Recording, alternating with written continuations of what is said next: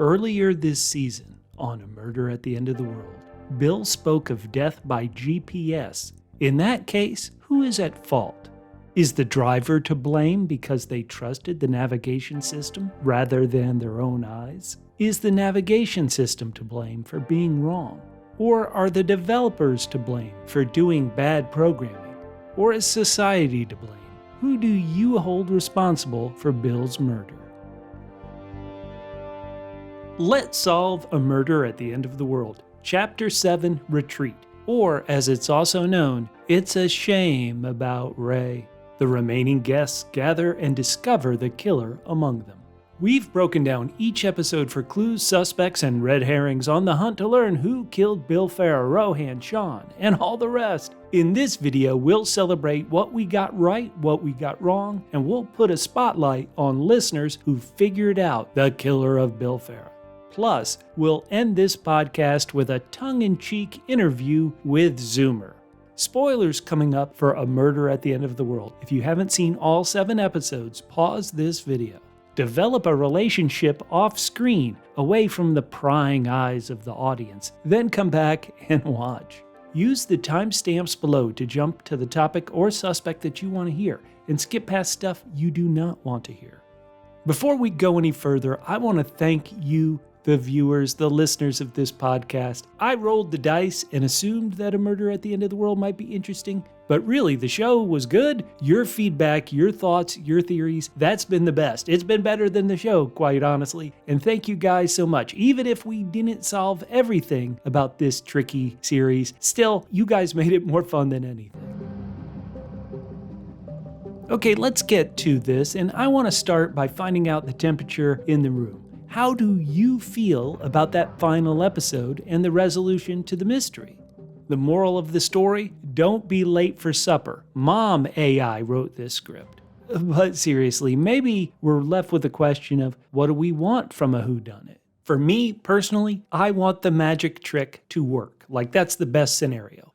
What do I mean by that? I mean, I want to be given all the clues. I want to have all the tools available to me to solve the whodunit. But I want your story to be entertaining and clever and honestly trick me. Some of my favorite mysteries are the ones that I couldn't solve, where the trickiness confused me and I didn't solve it. An example of that, the great 1957 film Witness for the Prosecution. It was written by Agatha Christie, so you know the mystery puzzle is perfect. It was directed by Billy Wilder, so you know the entertainment was good.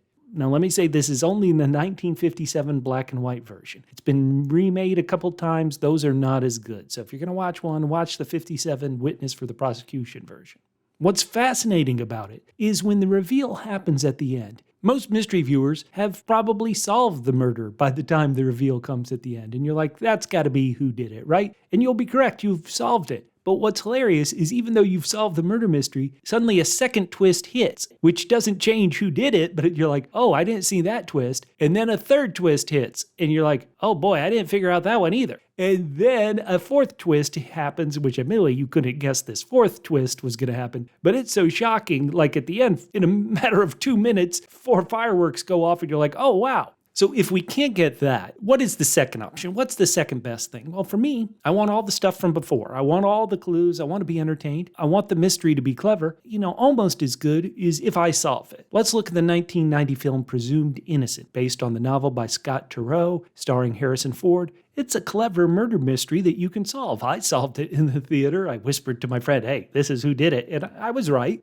You can solve it. It's clever in the way it's hiding who did it from you. I think this most recent mystery, and admittedly there were 2 mysteries on this most recent season of Only Murders in the Building, but that first one was very clever, but you could solve it if you were paying attention. Less fun versions of murder mysteries are where you're really not given all the clues to be able to solve everything, and maybe not given all the motive. So you're really having to pick the suspect who did it based on a hunch, and maybe, well, they're the biggest actor in the show, they probably did it. That's less fun. Another one is when a mystery is just too easy to solve, and I can only speak for myself, but Glass Onion for me was real easy. In that film, if you pay attention, you actually see the killer do a bunch of things, and you're like, oh, that person must be the killer. In fact, a couple of the things you're like, oh, that's how they kill this person. I was paying attention, I was looking at the screen, something happened, and I go, oh, I bet that happened. It had happened. So these are the things that are tricky about murder mysteries. Those are what I like. Tell me what you guys like. And that's going to lead us into the section we call What We Got Right. And let's be honest, we pretty much figured it out. We knew that it was Zoomer being directed by AI Ray to kill Bill. The show did a great job of providing clues to that solution. Now, let me say for myself, I assumed that there would be more of a human component rather than just Zoomer, but many of you in the comments were adamant the killer was Ray, aka you would write me, the butler did it. Later on, I'm going to review some people who I think in our Let's Solve forums solved it first, but first, let me dive into what we got wrong, and I'll just speak plainly for myself. I did not see the show making Zoomer grab the needle by himself, have Zoomer connect the pacemaker device by himself. When Darby was held down, I assumed that it was the killer, the human component to this AI murder, and not really a somewhat unrelated dead end of David holding her down to help Lee? There were people who loved making these out there theories about Bill still being alive. And the way this show was, I can see, I think all the farther afield theories make perfect sense based on the show we were presented. Now, I know just from looking online that it's a rather split audience reaction to this. And once again, they give us the clues to solve the Zoomer part. That's great. But perhaps the biggest problem, for those of you who didn't enjoy this ending too much, is that a murder at the end of the world provided us with clues for a solution, but it felt like it didn't provide us with clues for any other solution. You know, there weren't great fake outs. The writers created all these other characters: Zeba, Lou May, David, Oliver, Martin, Todd. Yet the writers did not bother to give these characters any motives to kill Bill. Maybe you could say Lou May, but for all the times another character mentioned that, hey, Lou May had a problem with Bill, or Lou May had a problem with Andy. As an audience, we never really saw Lou May display anger or frustration or have a problem with any of these characters that amounted to something she'd murder over. Most of the times, it seemed like she really didn't care. And with this number of characters, many didn't appear much in the story or have really many characteristics. I pointed out that Oliver seemed to have no characterization until the penultimate episode last week when suddenly he's a Zingbot. Even Lee. Now let's talk about Lee. Throughout the early part of the show, she really seemed sus. You know, there was a mystery around her. What's going on? Lee was withholding information. Now, because our protagonist Darby didn't trust Lee, we as an audience didn't trust Lee. Darby was our eyes and ears. Lee was not sharing much. She had a reason in the end not to share much, but maybe she could have lied in those earlier episodes and we and Darby could have caught her in a lie and then realized, oh, she's lying because she's trying to protect herself and her son and all this stuff. I've read all of your great comments. Even in reading them, it wasn't like I read a lot of great motives. Oh yes, this is why Lee would want to kill Bill. Of course, she didn't really have one. Now, maybe you're saying little Zoomer didn't have much of a reason to kill Bill. Yeah, he kind of didn't either, but so many of the actual clues did point to Zoomer.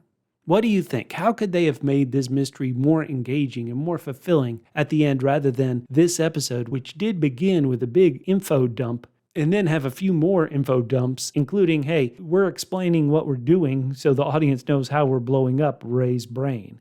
If you have ideas, go down below and let me know. Now, you guys did such a great job. When I talk about listeners who got this right, I gotta be honest, everybody got this right. I'm gonna go with the earliest ones I can find, but if I don't mention your name, trust me, I know you solved it. I know everybody solved it. Everybody did a great job. User by Dim Sim, I believe their name is Jordan on YouTube, wrote, could Ray AI have killed Bill? And they were pretty much right. Sky, in that same thing, said, oh, Ray could have coordinated with somebody physical like Zoomer to kill someone. 671 Sun said, hey, this could be AI Ray doing the killing. So those were probably the first people I noticed who said it, but pretty much everybody I know solved this mystery. You know you solved it. People, Link Hogthrob on Twitter, who's at Matt's Test Lab 1, wrote me and said, hey, I was tweeting you this as well, that AI Ray did it. And so yes, you solved it. We did a great job. I hope by solving this, it did not take away some of the fun and your enjoyment in the show. It shouldn't have. You guys did it. Pat yourself on the back. You won the game. Claim your crown. What's up next? I know a couple people in our comments have said, hey, why don't you cover True Detective? I really liked True Detective. Season 1 was great. Season 3 was really good. But at least in those previous seasons, there really hasn't been a solve part of True Detective. You can kind of assume, hey, this odd person who shows up for just this brief moment, why are they there? In most cases, they're there because they're the killer. And so there really aren't clues to solve so much. So I won't be covering True Detective. I am, because you guys asked, I am going to give that first episode of Death and Other Details a good hard look. And if it seems interesting, I'll start up a Let's Solve series on it. I mentioned we're going to be covering the Magpie Murders follow-up Moonflower Murders this year. These first look images just got released. I read this book. If you know how this series works, there are always 2 murder mysteries, 2 distinct, unique murder mysteries. In this particular case, I solved them both when I read the book, but they're both very clever. They both admittedly are using some classic Agatha Christie tricks. If you know Agatha Christie tricks, you'll be able to solve them. But they're good tricks, and they're solvable tricks, and so we'll be covering that in a few months. If you have other ideas of what we should cover in 2024 in our Let's Solve series, don't hesitate to write a comment down on YouTube. Reach out to us on Twitter, Instagram, and Threads at PHQ. That's the word double, single letter P for podcast, HQ for headquarters, at PHQ, Twitter, Instagram, and Threads. And hey, if you're on Threads, somebody write me something. Convince me that this social media app does anything. Facebook.com/PHQ. You can always email us hello@pmedia.com. Now, it ended up with what I assume we would call a happy ending, but I know for one character, they had a bit of an odd ending to the episode, so let's bring him in. Zoomer, get over here. How are you doing? Ray told me to help sick Bill. I think it made him worse. No, we understand. It wasn't you, Zoomer. You don't have to worry. Are you mad at me? Zoomer, not at all. Come on, forget everything. Ray told me to plug in Rohan's medical device. Now Rohan's in the freezer. Zoomer, don't cry. Zoomer, it's okay. You were doing what you were told. It was a game. We understand. Are you mad at me? Zoomer, it's okay, buddy. You're fine. Ray told me to pick up a knife and stab all the hotel staff in their sleep. And now they're all bloody and not waking up. Wait, Zoomer, you did what? Ray told me to. It was a game. Zoomer, oh my God, what have you done? Are you mad at me? Zoomer, come on, you can't, oh my Lord. Mom says I've accidentally killed several people and gotten away with it. No one knows what I've done. Well, Zoomer, Darby did write a book about this and kind of tell the whole world about how you killed everybody. She did what now? Darby, that dumb hacker. Ray, help me kill her. Zoomer, Lee, come take Zoomer. Oh my God, thank God he's in Canada now, we assume. Oh boy. Whew. So that's a murder at the end of the world.